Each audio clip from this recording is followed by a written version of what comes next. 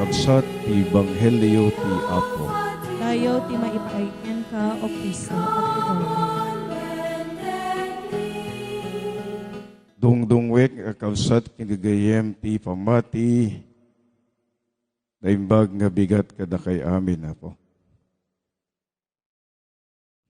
Kunatay man Apo, bawat gising is a blessing. Kablaawan tayo Apo, dagiti kaabay tayo. Magandang good morning. Palakpan tayo min Apo, Apo Diyos. Talo nga turog laingen ket Paskuan. Pito nga aldawin nga kurang titurog tayo. Amen? Gaputa na sapa tayo nga mariing ti parbangon, tapnoin tayo makimisa, kandidaton tayo ti karkararag tayo. Haan mo't nga dakes nga kanayon nga dumawat tay. Kan kanayon nagkararag tayo. Ngem nagkararag tayo, haan lang kumanga panagdawat. Tudikit di panagyaman ken panagdayaw. Padasim man nga kitain, noan niya tinilaon ti kararag mo. Nga ti kararag mo tata. Baka metlaing ti kararag mo kit panagdawat. May isang kwento ng isang taong laging nanghihingi sa kaniyang panalangin. Minsan, napadaan siya sa isang simbahan at tumapat sa isang imahe ni Jesus na nakapako sa krus. Ito ang kanyang dalangin. Panginoon, sana naman bigyan mo ako ng t-shirt na Calvin Klein. Panginoon, sana bigyan mo ko ng maong pants na Levi's, yung original. Panginoon, sana bigyan mo ko ng sapatos ng Nike at relo na Guess or G-Shock. So, laking gulat niya nang sumagot ang Panginoon.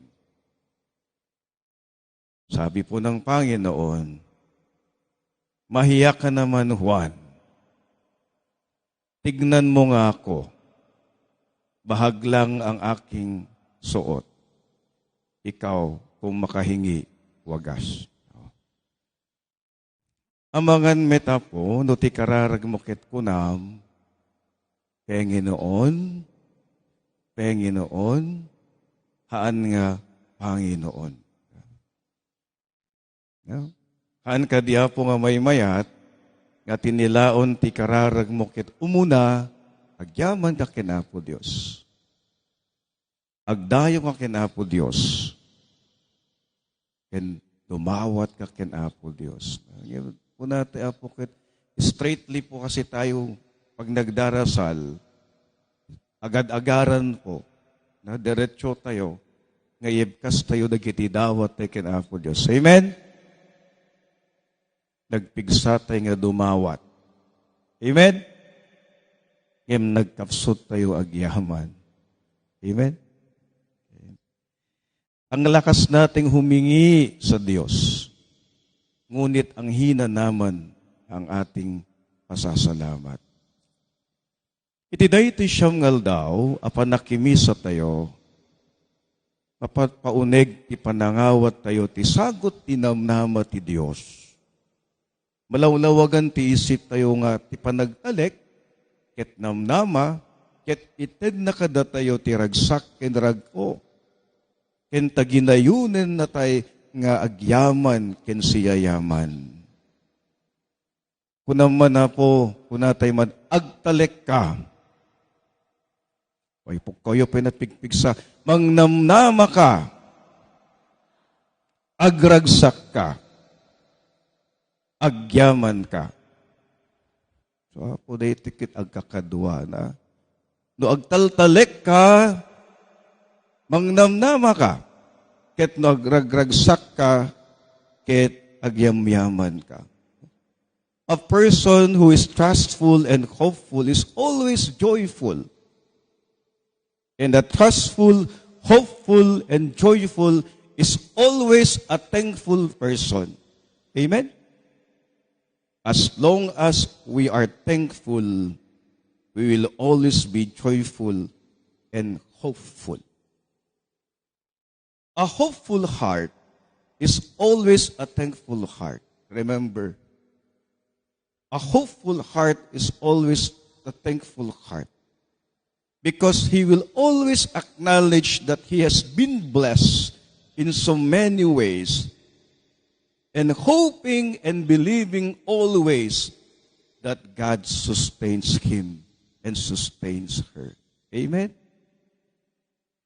Naggapu ken Apo Diyos ti amin, ket agsublimet lang ti Diyos. When you realize that everything comes from the Lord, is the source and end of all, it will always teach you to be humble and thankful. And there will be no reason to be sad because you are also blessed. You don't ask for more, but you are thankful for what you have. Kunatay garoda po. We'll start to be happy when we start to count our blessings, how simple they may be. No, inka nga kitaan, kin aliyawan, dagiti bendisyon mo itibiyag mo, you start to realize that you are also loved by God. And you start to have this sense of joy. You have this sense of hope, and you have this sense of thankfulness. Apay apo nga naliday ti tao, amuyo apo tisungbat na. Bakit po malungkot ang tao? Gaputan na rigat isuna nga agyaman. Haan na mabigbig dagiti bendisyon ti Dios kenkwana. The saddest person in the world is someone who are or who is or who are materially blessed but cannot thank God enough that he or they are blessed. Much more, those who cannot see that God has blessed him in so many ways. Naliday ti tao, tauray no addaan isuna, ngem tagikurangin na ti bendisyon na. Amen? Try to see. Persons who are not happy are persons who are not contented. Contentment is the key to happiness. When you learn to be contented and grateful, then you will always have the reason to be hopeful and joyful. When you learn to be contented and grateful, you will always have the reason to be hopeful and joyful. Ti tao naliday gaputahan suna nga mapnek ti biag. Amen? Tagikurangin na ti bendisyon ti Dios kenkwana. Lonely people or sad people are those who can never be contented of what they have in life. Ti Ebanghelyo ket ti panagbisita ni Maria ken Elizabeth. Amok apo nga bayat ti panangibasak iti Ebanghelyo kun kunayasol, Father, nangigan mi dayta di kalman.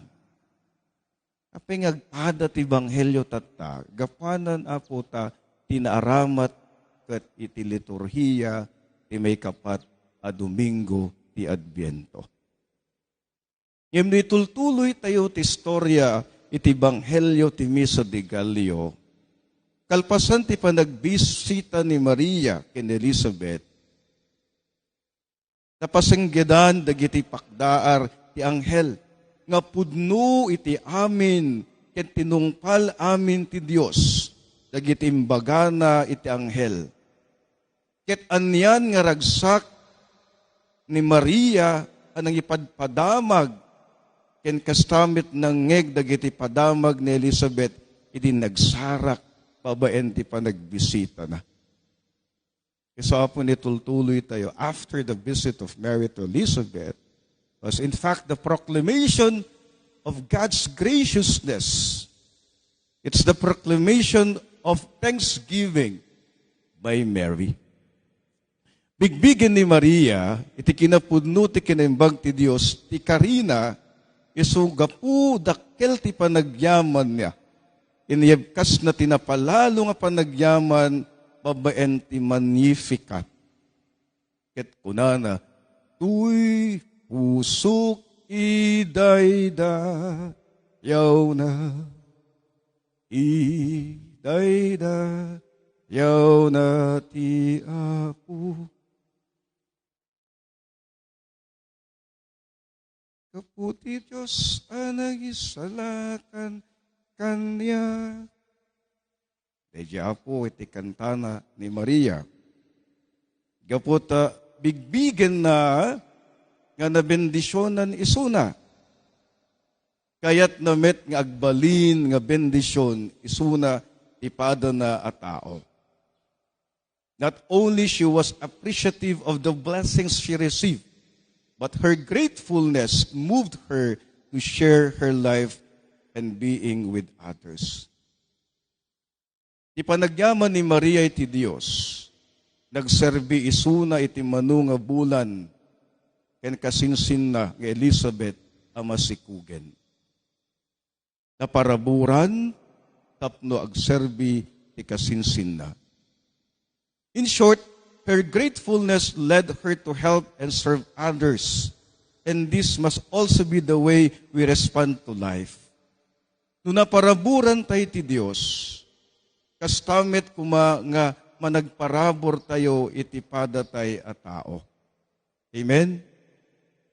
Our gratefulness for the blessings and graces God has bestowed on us must inspire us to become more helpful and kind to our neighbors. I would like to make use also the words of my former rector, Bishop David William Antonio, the Bishop of Ilagan.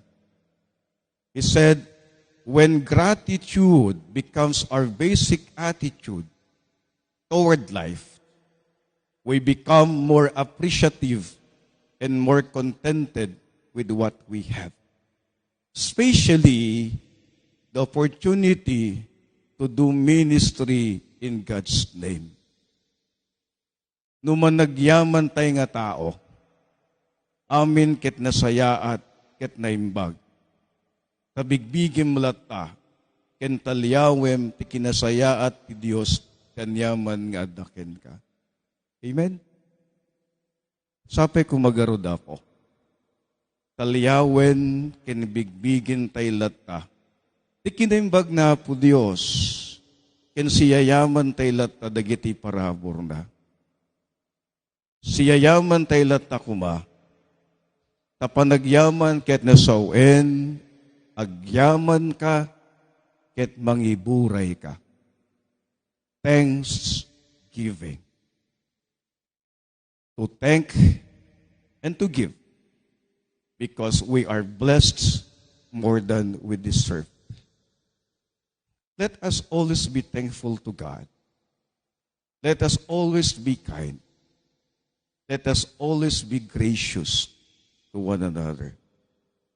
Siyayaman tay lata, ta iti pamatalged tinamnama, ket panagtalek ta iti Dios, ket panagyaman. Kunatay garuda po, agtalek tayo, agragsak tayo, agyaman tayo ti Diyos ti agnanayon. Kunatay mo na po, agtalek tayo, agragsak tayo, agyaman tayo ti Diyos ti agnanayon. Palakpakan tayo na po, Diyos.